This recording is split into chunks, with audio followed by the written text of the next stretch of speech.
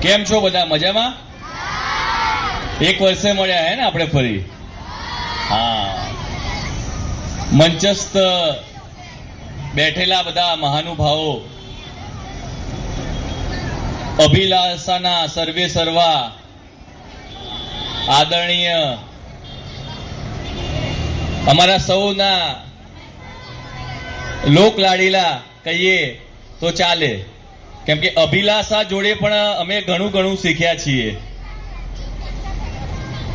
એવા હિતેન્દ્રભાઈ, હવે છોકરાઓને શું છે,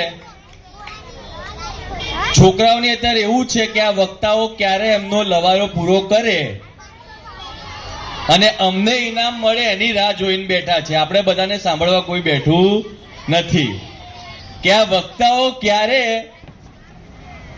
ફટાફટ બધા બોલીને બંધ થાય અને અમને પેલી નોટબુકો મળે, પેલી લખવાની નાની બેન્ચીસ મળે અને અમે ઘેર જઈએ ફટાફટ એને જમીએ. એટલે તમારો વધારે સમય લઈશ નહીં, કેમ કે આગળ પણ આપણે બીજા વક્તાઓને સાંભળવાના છે. અત્યારે વડોદરાથી સંકલ્પ ભૂમિ ટ્રસ્ટ છે, એમના ટ્રસ્ટી સાહેબ શ્રી પણ આવ્યા છે. તમે વિચાર કરો, સંકલ્પ ભૂમિ ગોતવામાં કેટલી મહેનત પડી હતી એ કદાચ તમને બધાને ખબર નહીં હોય. ત્યાંના સ્થાનિકો, દલિત પેન્થરના કાર્યકરો, ડોક્ટર રમેશચંદ્ર પરમાર સાહેબ પોતે પણ ત્યાં કેટલી વાર ગયા અને જાત તપાસ કરી કે આ જગ્યાએ સંકલ્પ ભૂમિ હતી. ડોક્ટર બાબા સાહેબ ભીમરાવ આંબેડકર ત્યાં બેસીને લોહીના આંસુ રોયા હતા અને આ આંસુ રોયા હતા એને સાર્થક કરવા માટે આખા વડોદરા શહેરે ભેગા થઈને સંકલ્પ ભૂમિ ઊભી કરી. તમને ખબર છે કે સંકલ્પ ભૂમિમાં શું થયું હતું? ખબર છે? કોને ખબર છે સંકલ્પ ભૂમિમાં શું થયું હતું? ડોક્ટર બાબા સાહેબ ભીમરાવ આંબેડકર જ્યારે સૈયાજી રાવ જે મહારાજા હતા એમની સ્કોલરશીપ લઈને ફોરેન ભણવા ગયા તો અધૂરા ભણતરમાં એમને પાછા બોલાવી દેવામાં આવ્યા. સાહેબ જ્યારે પાછા આવ્યા અને એમના મુનિમે કીધું કે તમારી સ્કોલરશીપનો સમય પૂરો થયો છે, ભલે તમારું ભણવાનું બાકી છે પણ તમારે અમારા ત્યાં નોકરી કરવી પડશે અને જે અમે સ્કોલરશીપ આપી છે એ સ્કોલરશીપનું ઋણ તમે નોકરી દ્વારા તમારે ચૂકવવું પડશે. ડોક્ટર બાબા સાહેબ બહુ વિદ્વાન, બાબા સાહેબ જે ભણ્યા હતા એની પરાકાષ્ઠા તો તમે સમજી જ નહીં શકો. એમનું જે ઋણ છે તો તમે કોઈ દિવસ ઉતારી જ નહીં શકો. ડોક્ટર બાબા સાહેબ ભીમરાવ આંબેડકર પાછા આવે છે ભારત અને પાછા આવ્યા પછી એ વડોદરા પહોંચે છે અને એમની નોકરીની જે જગ્યા હોય છે, તમને 10 સપ્ટેમ્બર મહિનામાં 23 સપ્ટેમ્બરે તમને લઈ જાય છે ને ડોડિયા સાહેબ ત્યાં જોવા માટે. કેટલા જણા આવો છો? હાથ ઉપર કરો. તો બાબા સાહેબ જ્યાં નોકરી કરતા હતા એ આ બધી જગ્યા જોઈ હશે ને તમે? હે ને? એ હોલ જોયો હશે. એ હોલમાં ડોક્ટર બાબા સાહેબ ભીમરાવ આંબેડકર નોકરી કરે. આટલો મોટો એકાઉન્ટિંગનો ઓફિસર, વિશ્વમાં અને દેશમાં સૌથી ભણેલો માણસ, અને પેલો અભણ મુનિમ 2-4 ચોપડી ભણેલો, એ એમને ભણતર છોડાવીને પાછો બોલાવે, ત્યાં નોકરી કરે ને એ ઓફિસનો પટાવાળો જ્યારે બાબા સાહેબ પાણી માંગે ત્યારે પાણી ના આપે, એટલે એ કેટલી દુઃખદ ઘટના કહેવાય. એ ફાઇલ માંગે તો ફાઇલ એમની પછાડીને એમના ટેબલ ઉપર આપે. આ બધું જોઈને બાબા સાહેબ એકદમ ત્રસ્ત થઈ ગયા હતા. એની પહેલા એક પારસીની ધર્મશાળામાં એમને રહેવા માટેનો રૂમ માંગ્યો. એક દિવસે રૂમ આપ્યો, પછી ખબર પડી કે આ તો પારસી નથી, મહાર છે. એમના બિસ્તરા પોટલા સુધી બાબા સાહેબના એ ધર્મશાળામાંથી બહાર નાખી દીધા હતા. હવે તમે સમજો કે તમે શાળાએ જાઓ અને બીજા ઉચ્ચ જાતિના લોકોને અંદર બેન્ચીસ ઉપર બેસાડે, તમને બધાને બહાર બેસાડે, સાહેબ ભણાવે તો તમને ગમશે? નહીં ગમે ને? કેમ નહીં ગમે? કે તમારા માટે એક અલગ ટાઈપનો વ્યવહાર કરે છે. એ વ્યવહારને પૂરો કરવા માટે જ્યારે બાબા સાહેબ સંકલ્પ ભૂમિ ગયા અને બાબા સાહેબે પ્રણ લીધો અને જે લોહીના આંસુ રોયા, બાબા સાહેબે કીધું તું કે હું મારા સમાજને સારી જગ્યાએ નહીં બેસાડી શકું ને તો હું બંદૂકની ગોળીથી મારું માથું છૂંદી નાખીશ, કાં તો સમાજને સારી જગ્યાએ બેસાડીશ. આ બે એમણે પણ લીધા હતા અને બાબા સાહેબે બંદૂકથી ગોળીથી માથું ના છૂંદ્યું. એમણે મહેનત કરી અને સમાજને આ જગ્યાએ લાયા છે તો જો 1-1 કરોડના ઘરમાં રહે છે. આ બધા ગવર્મેન્ટ ઓફિસરોનો જે 50-50 હજાર ઉપર, લાખ 2-2 લાખ રૂપિયા જે પગાર છે ને, એ બધું બાબા સાહેબની દેન છે.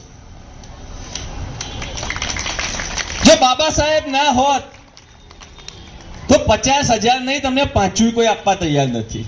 અને ત્યારે નહીં, અત્યારે બી તમને કોઈ 5 આપવા તૈયાર નથી. બાબા સાહેબ રોયા ને જે એમણે પ્રણ લીધો, એ પ્રણ એ સમયે પણ એટલો સાચો હતો અને એ પ્રણ આજે પણ એટલો સાચો છે. ડોક્ટર રમેશચંદ્ર પરમાર સાહેબ કહેતા કે ભણો ભણો ભણો ભણો, ભણ્યા વગર આ દેશમાં, સૃષ્ટિમાં તમારું કોઈ કલ્યાણ કરવા આવવાનું નથી. જો ભણશો તો જ તમારી પ્રગતિ થશે અને તો જ તમે શિક્ષિત થશો અને તો તમે તમારા ઘરને આગળ લાવી શકશો. જો તમારું ઘર આગળ આવશે તો તમારો સમાજ આગળ આવશે, તમારો સમાજ આગળ આવશે તો આ દેશ આગળ આવશે અને આ દેશ આગળ આવશે તો જ આ સ્પર્ધાની પ્રગતિ થશે, નકર કોઈની પ્રગતિ થવાની નથી. અભિલાષાનો કાર્યક્રમ હોય એટલે સૌથી ગર્વની વાત એ છે કે મહિલાઓની સંખ્યા સૌથી વધારે હોય. આજે તો વક્તાઓની સંખ્યા પણ વધારે છે ને કે સાહેબ અને હું અને બીજા 2-4 વક્તાઓ હોઈએ અને આ કાર્યક્રમ આપણે કરતા હોઈએ છીએ. એક હું ખુશ નસીબ છું કે જે જગ્યાએ મારા દાદા વર્ષોથી ભાષણ કરતા હતા, એમના ગયા પછી મને ત્યાં ભાષણ કરવાનો મોકો મળે છે. એ પણ એક ગર્વની વાત છે મારા માટે. જ્યારે ડોક્ટર રમેશચંદ્ર પરમાર સાહેબ અહીંયા ભાષણ કરતા હતા ત્યારે તો કદાચ આ છોકરાઓ નહીં, એ તો ક્યાંય ઓફિસરો બની ગયા હશે. હું એમને બાઇક પર બેસાડીને લઈને આવતો. આ તો હમણાંથી આપણે અહીંયા કાર્યક્રમ કરીએ છીએ ને કે વચ્ચેની પેલી ગલી છે ને, એ સંકળાસમાં આપણા કાર્યક્રમ કરતા અને બહુ જ ભીડભાડ હોય, આ બેન્ડ વાજાનો શોર હોય, ડીજેનો શોર હોય, જે ડોડિયા સાહેબે કીધું એની વચ્ચે આપણે કાર્યક્રમ કરતા. એની વચ્ચે અભિલાષા તમને ભણાઈ રહ્યું છે, એ તો ગર્વથી પણ ઉપરની ગર્વની વાત છે. 365 દિવસ જે જગ્યાએ શોર શોર અને શોર, બેન્ડ વાજા જ વાગતા હોય, નાસિક જ વાગતા હોય, ડીજે જ વાગતા હોય, ઝઘડા જ થતા હોય અને એવી જગ્યાએ છોકરાઓ આટલું ભણીને આટલા હોશિયાર થાય તો એ તમારા બધા માટે પણ એક તાલીઓ થવી જોઈએ. સંવિધાન વાંચો. સાહેબને હું એક અરજી કરીશ કે ભણાવવાની સાથે મહિને એકાદ લેક્ચર સંવિધાનનો પણ રાખો. સંવિધાનની આર્ટિકલો પણ આ છોકરાઓને સમજાવો કે સંવિધાનમાં શું છે. સંવિધાન વાંચો. સંવિધાનના પહેલા પત્તા ઉપર લખ્યું છે વી ધ પીપલ ઓફ ઇન્ડિયા. એના અમુકમાં બાબા સાહેબે તો લખી કાઢ્યું વી ધ પીપલ ઓફ ઇન્ડિયા, પણ આ દેશની જે સરકારો આવી છે એમને તમને પીપલ ગણવા નથી. એમને તો તમે મજૂરિયા ને મજૂરિયારો ભણો નહીં, તમારું જીવન બરબાદ થાય એમાં જ રસ છે. એટલે આપણે સૌએ સૌથી વધારે કામ શું કરવાનું છે? ભણવાનું છે. જો ભણીશું નહીં તો કશું જ નહીં થાય.